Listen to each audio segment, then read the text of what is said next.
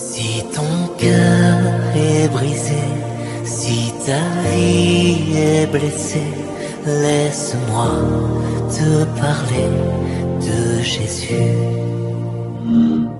Shalom, shalom, bien-aimés amis de Jésus. Alors, bien-aimés, en ce vendredi matin, nous sommes dans la joie du Seigneur. Et ce matin, nous sommes rassemblés au nom du Père et du Fils et du Saint-Esprit. Amen. Alors, bien-aimés, ce matin, le Seigneur nous a encore fait la grâce et nous a permis d'être là. Et j'ai l'habitude de dire, ça n'a jamais été une évidence pour moi et pour toi de te réveiller le matin. Et si ce matin nous sommes là, c'est parce que le Seigneur l'a permis et c'est parce que le Seigneur l'a voulu. Et ce matin, peu importe l'état dans lequel est ton cœur, peu importe la situation que tu vis présentement, ce qui est, je veux dire, ce que je sais, c'est que ce matin, si tu m'entends, ce que je sais, c'est que ce matin, si tu me vois, si tu peux parler, je crois que c'est le signe de la manifestation de la bonté de Dieu dans ta vie et dans ma vie. Alors, bien-aimé, je voudrais ce matin que tu puisses te joindre à moi pour que nous puissions célébrer notre Dieu. La Bible dit que c'est le Dieu de puissance. La Bible dit qu'il appelle à l'existence ce qui n'existe pas. Alors, de là où tu es, peu importe le lieu où tu habites, je voudrais que ce matin, tu puisses te connecter à la personne de Jésus et commencer à lui dire merci. Élève la voix et commence à dire merci au Seigneur. Seigneur, merci ce matin. Merci parce que Seigneur, tu m'as donné la vie. Seigneur, merci parce que tu m'as accordé ta présence. Je te remercie pour tous mes frères et sœurs du renouveau charismatique. Seigneur, merci pour tous mes frères et sœurs de l'île Maurice et de toutes ces personnes qui prient avec nous les matins. Seigneur, c'est toi qui nous donnes la force. Parce que humainement, Seigneur, nous ne pouvons pas y arriver. Mais c'est parce que tu nous donnes la force et tu nous inspires. Nous ne savons pas prier. Et tu viens prier en nous par des gémissements ineffables. Et ce matin, Seigneur, je veux juste te dire merci. Est-ce que tu peux encore dire merci au Seigneur? Est-ce que tu peux dire Jésus, merci? Je sais que je traverse des moments éprouvants. Je sais que je traverse des moments de difficulté. Je sais que ces moments sont difficiles. Mais Seigneur, je continuerai à célébrer ton nom. Je continuerai à proclamer ta parole. Je continuerai parce que je sais que tu es mon berger et je ne manquerai de rien parce que je sais que tu es mon berger et quand bien même que je traverse la vallée de l'ombre de la mort, Seigneur, tu es avec moi, ton bâton me rassure. Et ce matin, Jésus, je veux rester dans tes pavis parce que je sais qu'un seul jour dans tes pavis, Seigneur, vaut mieux que 1000 passés ailleurs. Et ce matin, bien-aimé, je voudrais que tu restes avec moi dans les pavis du Seigneur. Je voudrais que tu restes avec moi dans la présence de Jésus. Et je voudrais que tu l'adores avec moi ce matin. Est-ce que tu peux élever la voix de là où tu es pour adorer ton Jésus? Est-ce que de là où tu es, tu peux relever? Lève la main pour l'adorer. Adore ton Jésus.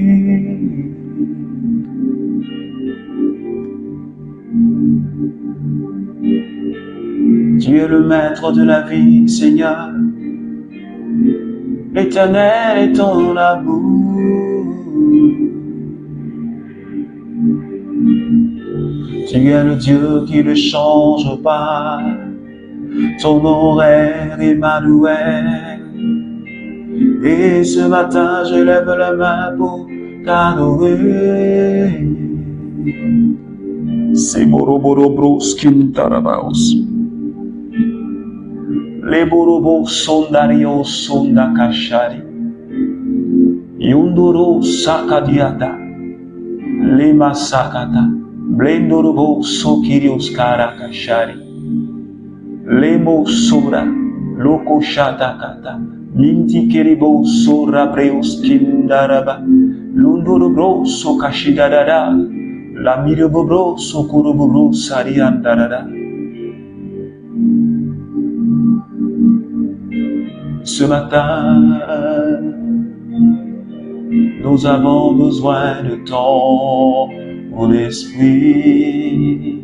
Est-ce que ce matin, bien-aimé, tu peux commencer à parler au Saint-Esprit?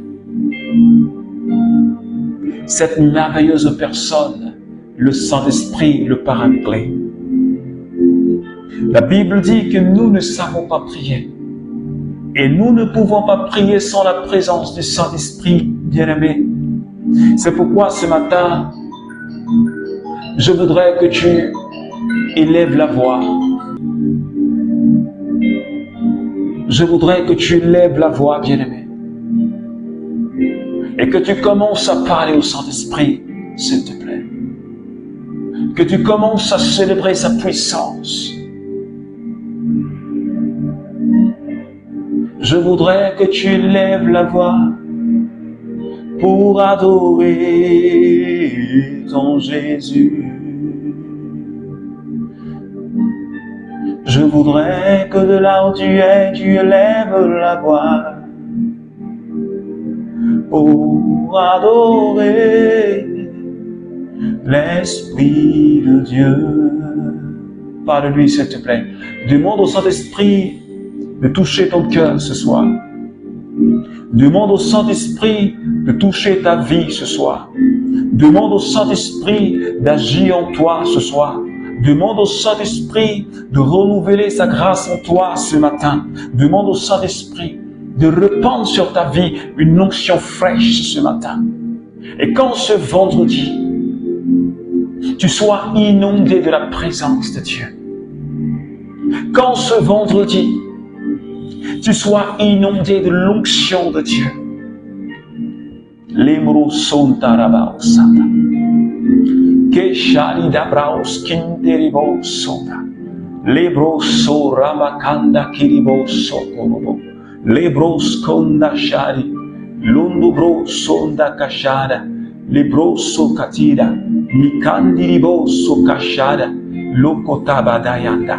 Mindi dibo soko dogoshadi, korabreos keribo sakata, libro dobro sata.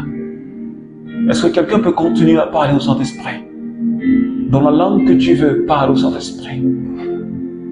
Dis-lui que tu as besoin de sa force. Dis-lui que tu as besoin de sa présence. Dis-lui que tu as besoin de son agir. Oh naribo sota. Dis-le, parle au Saint-Esprit. Demande sa force. Demande son agir, demande sa présence, demande sa puissance pour que ta journée soit remplie. Oh Saka, Lema Sako Dobro Seke.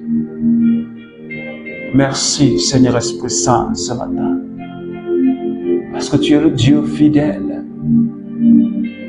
tu es le Dieu de sainteté. Et ce matin, je te remercie pour cette personne que tu es en train de toucher. Je te remercie pour ce que tu es en train de faire dans la vie de cette personne, Seigneur, ce matin. Pour ta puissance qui est à l'œuvre et qui est en train de visiter la vie de quelqu'un ce matin. Alléluia. Merci, Saint-Esprit. Alors, bien-aimé, ne te déconnecte pas. Parce que ce matin, le Seigneur a une bonne et une merveilleuse nouvelle pour toi et pour moi. Une nouvelle qui sera capable de changer ma vie et changer ta vie. Exode chapitre 20, le verset 2 au verset 3. Je lis la parole du Seigneur. C'est moi le Seigneur ton Dieu, qui t'ai fait sortir du pays d'Égypte et de la maison de servitude. Tu n'auras pas d'autre Dieu face à moi. Alors, bien-aimés, depuis hier, le Seigneur nous donne de méditer sa parole. Comme la Bible dit en Jean chapitre 6, sa parole qui est esprit et elle est vie. Sa parole qui est pleine d'espoir est capable de changer notre vie. Et Jésus lui-même l'a dit, vous connaîtrez la vérité et la vérité vous affranchira. Hier, l'apôtre Paul nous a fait comprendre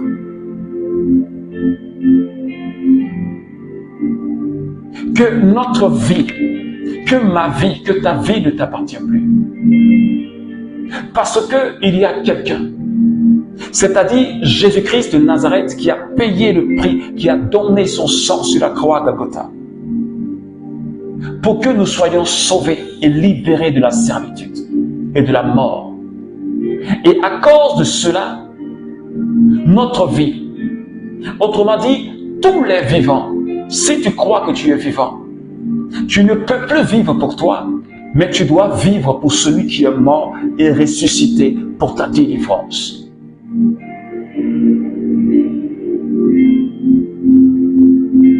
Et le même apôtre Paul a dit encore en Philippiens chapitre 1, le verset 21, ma vie à moi, c'est le Christ. Pour moi, vivre, c'est le Christ. Et ce matin, le livre des Exodes nous donne d'aller encore dans les profondeurs de cette parole. Dieu qui, de par la bouche de Moïse, était en train de donner les commandements, les prescriptions au peuple de Dieu. Il leur dit ceci, c'est moi qui vous ai fait sortir d'Égypte. C'est moi qui vous ai fait sortir de cette maison de servitude. Alors, vous n'aurez pas d'autre Dieu face de moi. Vous n'allez pas vous prosterner devant d'autres dieux. Parce que je dois être votre Dieu, le seul Dieu, le véritable Dieu, le créateur du ciel et de la terre. Pour moi, vivre, c'est le Christ.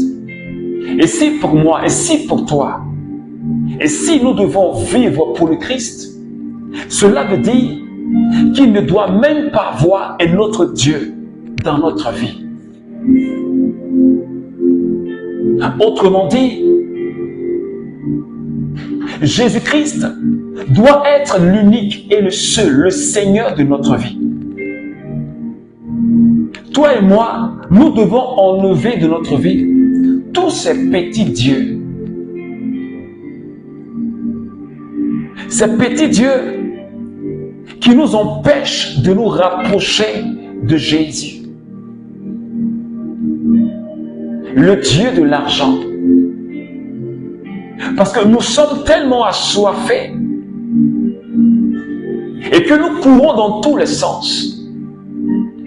Je n'ai pas dit que le fait d'aller chercher de l'argent pour nourrir sa famille est une mauvaise chose. Mais quand l'argent devient la priorité de ta vie,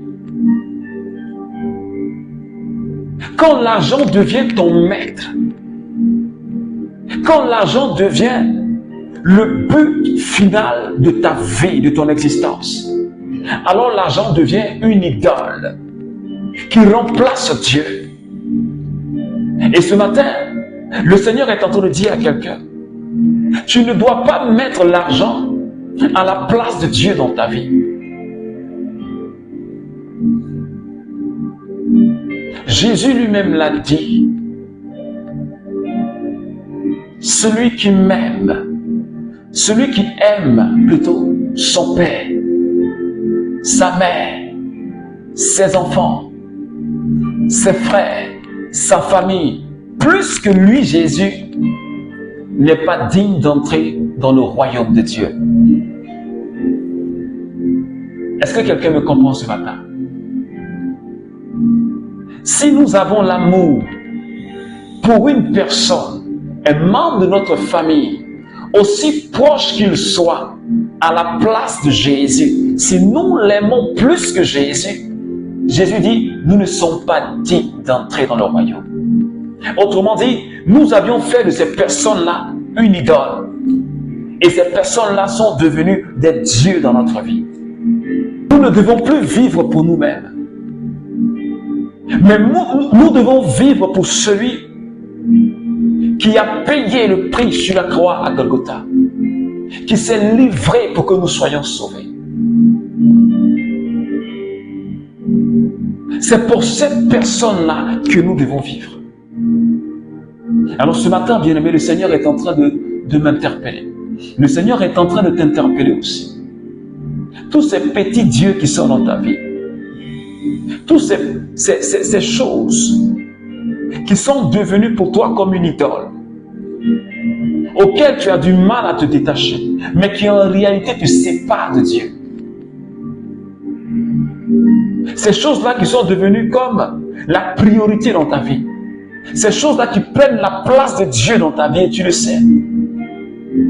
De sorte que tu as relégué Jésus au second plan et tu ne vis que pour cela. Si tu ne vis que pour quelque chose qui est périssable dans le temps, alors il y a problème. Si tu vis pour quelque chose qui doit disparaître dans le temps, alors il y a problème. Est-ce que quelqu'un me suit ce matin? Si ta vie est dédiée à une chose qui doit périr dans le temps, cela veut dire que toi-même tu es à plaindre. Et comme Paul dit, si nous plaçons notre confiance en Dieu seulement pour les choses de ce monde présent, si notre confiance en Dieu est seulement pour les choses de ce monde présent, nous serons les plus malheureux. C'est pourquoi toi et moi, nous devons faire de Jésus la priorité de notre vie.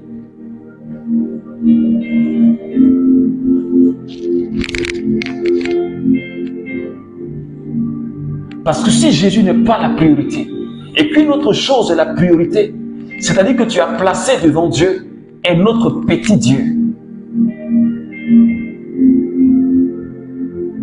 Est-ce que tu me comprends ce matin? Si Jésus n'est pas la priorité, si ta vie n'est pas dédiée à Jésus, que autre chose est la priorité dans ta vie, c'est que cette chose-là, elle a pris la place de Dieu. Et cette chose-là représente un petit Dieu que tu adores. Et aujourd'hui, il y a même des chrétiens, je ne dis pas des chrétiens, des baptisés plutôt, qui s'adonnent au maraboutage et au fétichisme. Ce sont des petits dieux que tu mets en face de Jésus. Parfois, on va jusqu'à offrir des sacrifices au village pour des démons des rivières, pour des génies, mais qui en réalité sont des démons. Dieu dit à quelqu'un ce matin, sépare-toi de ces petits dieux. Sépare-toi de ces petits dieux qui sont en train de compromettre ton salut. Parce que en adorant ces petits dieux, ces génies-là, tu te sépares de Dieu, tu te sépares de Jésus. Est-ce que quelqu'un me suit ce matin? Si tu dois vivre pour plaire à Jésus, alors sépare-toi de ces choses-là, qui sont en train de détruire ton âme, qui sont en train de polluer ton âme. C'est pourquoi, bien-aimé, ce matin, nous allons prier le Seigneur. lui demander encore sa grâce, comme hier nous l'avions fait. Tu vas demander au Seigneur de t'aider pour que Jésus soit au centre de ta vie, qu'il soit la priorité, qu'il soit au cœur de ta vie. Tu vas demander au Seigneur la force de te séparer de tous ces petits dieux, ces choses auxquelles tu as du mal à te séparer. Mais tu le sais très bien que ces choses-là sont en train de prendre la place même de Dieu. Ça peut être même ton mari, ça peut être même ton enfant, ça peut être même ton cheminant. Ça peut être des choses que tu fais, mais qui sont en train de prendre la place de Dieu. Et tu sais très bien. Alors ce matin, tu vas demander la force au Seigneur de te séparer, de couper avec ces choses-là. Parce que Dieu dit, tu ne mettras pas devant moi un autre Dieu.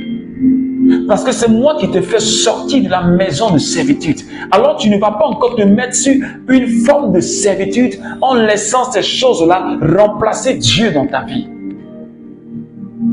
Alors commence à élever la voix et demander au Saint-Esprit.